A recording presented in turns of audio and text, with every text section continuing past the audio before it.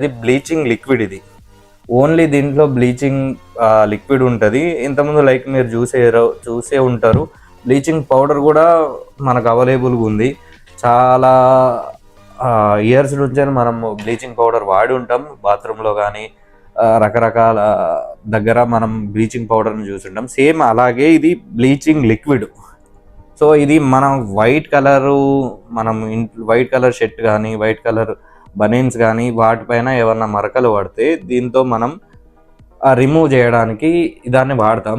అలాగే same యాడిడ్ colour ఏమున్నా మనం తాగే కూల్ డ్రింక్స్లో కానీ సాఫ్ట్ డ్రింక్స్లో కానీ మనకు యాడిడ్ కలర్ ఉంటే ఇది ఈజీగా రిమూవ్ అనేది చేస్తుంది. సో ఫ్రెండ్స్, మన దగ్గర డైలీ లైఫ్లో కన్జ్యూమ్ చేసేది చాలా ఈ మధ్యలో ఫేమస్ అయినది స్ట్రింగ్ ఎనర్జీ.